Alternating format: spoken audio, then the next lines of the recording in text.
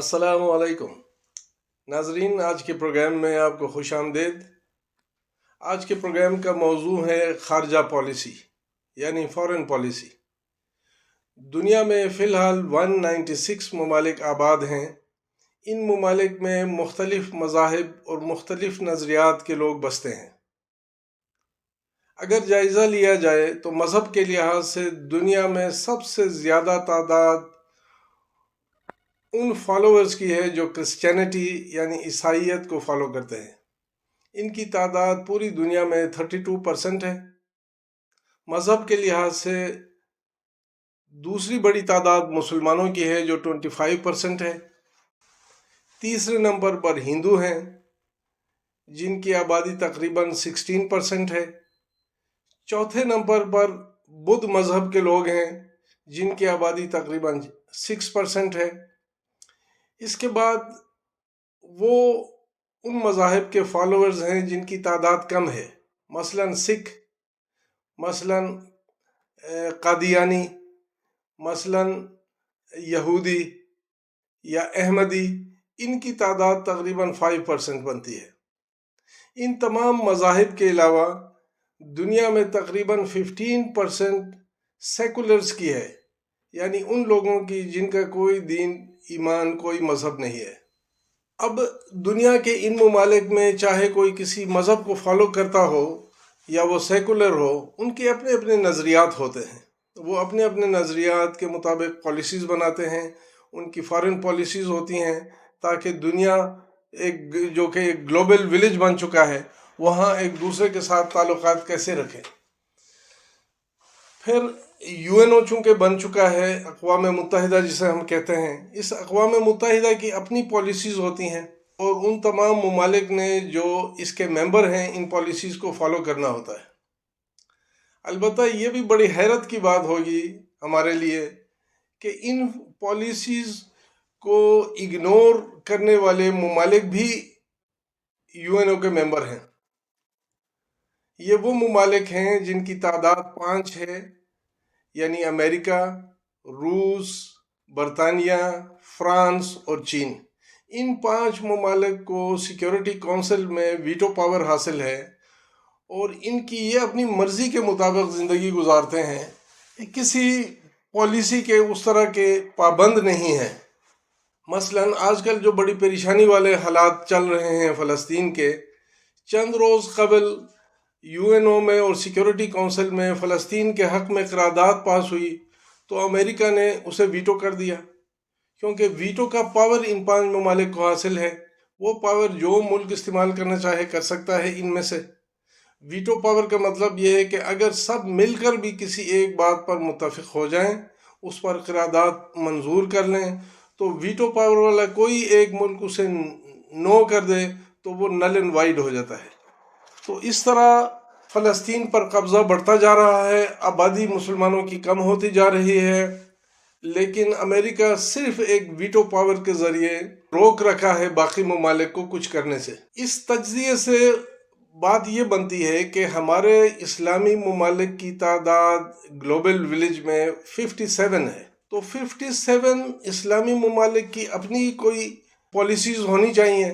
انہی اسلامی ممالک نے ایک تنظیم بنائی ہے OIC، organization of Islamic countries, لیکن اس آرگنائزیشن آف اسلامک کنٹریز کی حالت یہ ہے کہ اسے جیسے کوئی علم ہی نہیں کہ کشمیر میں کیا ہو رہا ہے، کشمیر کے لگ بھگ 90 لاکھ مسلمانوں کی کیا مسائل ہیں اور وہ کس حالت سے گزر رہے ہیں اور انڈیا ان پر کیا ظلم کر رہا ہے۔ اسی طرح نہ انہیں فلسطین کے بارے میں کوئی خبر ہے، کوئی ریئیکشن ان کی طرف سے نہیں آ رہا ہے اس سلسلے میں۔ اب بات یہ بنتی ہے کہ ہمارے اسلامی ممالک ہیں، ہماری اپنی پالیسیز ہونی چاہیے۔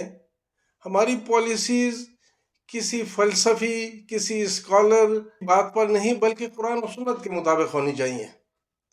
اگر قرآن و سنت کے خلاف کوئی ایسی پالیسی اگر ہم نے بنائی ہے تو ہمیں اسے ریجیکٹ کرنا چاہیے، اگر نہیں بنائی ہے تو اسے اپنی پالیسی کا حصہ بنا لینا چاہیے۔ اس تجزیے کے بعد میں چند ایک نکات آپ کے سامنے پیش کروں گا جو قرآن کریم کی آیتوں سے ہم نے اخذ کیے ہیں، اور یہ آیتیں بھی اسکرین پر آپ دیکھتے جائیں گے ساتھ ساتھ۔ مثلاً اللہ فرماتے ہیں کہ اگر کافروں کی بات مانو گے تو وہ تمہیں کفر کی طرف لے جائیں گے.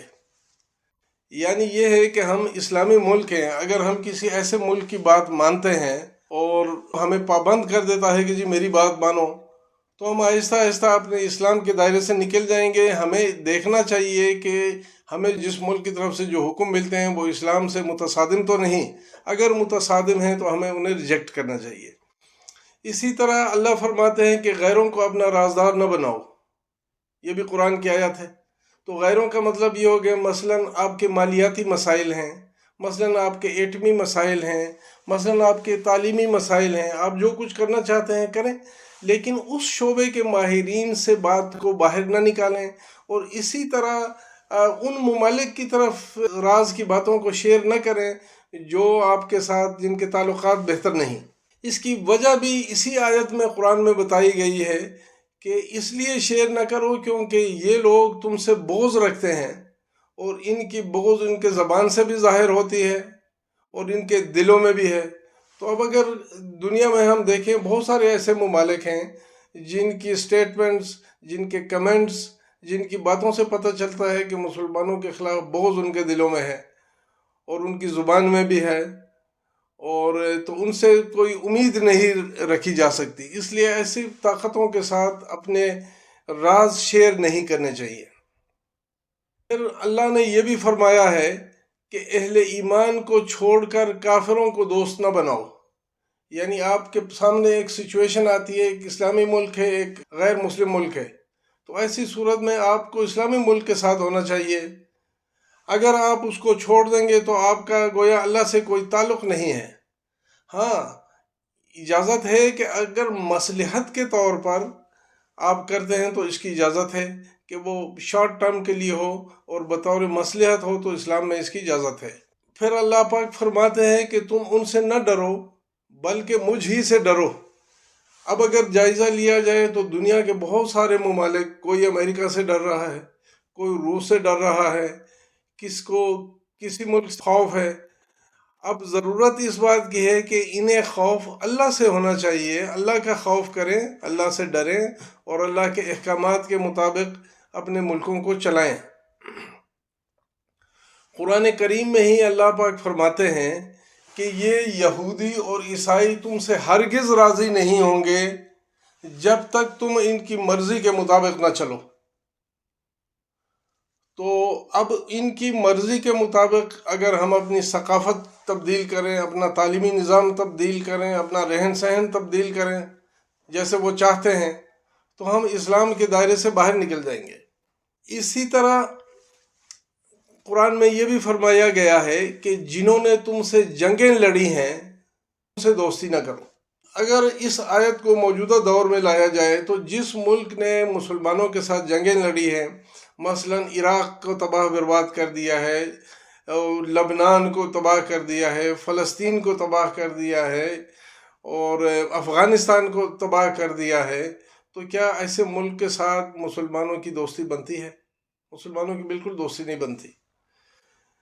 اس کی مسلمانوں کو دوستی اور تعلقات کی اجازت ان غیر مسلم ممالک کے ساتھ ہے جو خود پرامن زندگی گزار رہے ہیں، جن کی کسی کے ساتھ کوئی جنگ نہیں ہوتی. ان ممالک کے ساتھ تعلقات کی اسلام میں اجازت ہے. پھر دنیا میں جن ممالک کے ساتھ فارن پالیسی کے مطابق تعلقات ہوتے ہیں، ان کے ساتھ معاہدات بھی ہوتے ہیں، کاروباری معاہدات ہوتے ہیں یا اور کسی مسئلے کے ہوتے ہیں، تو ان معاہدات کے بارے میں قرآن میں یہ فرمایا گیا ہے کہ آپ دیکھیں کہ وہ ان معاہدات کا کوئی ریگارڈ کرتے ہیں یا نہیں. اگر آپ سمجھتے ہیں کہ وہ ان معاہدات کا ریگارڈ نہیں کریں گے تو آپ وہ معاہدات ان کے سامنے پھینک دیں، یعنی کینسل کر دیں، ریجیکٹ کر دیں کہ جی ہم اس معاہدے سے آؤٹ ہو رہے ہیں، ہم اس معاہدے کو نہیں مانتے.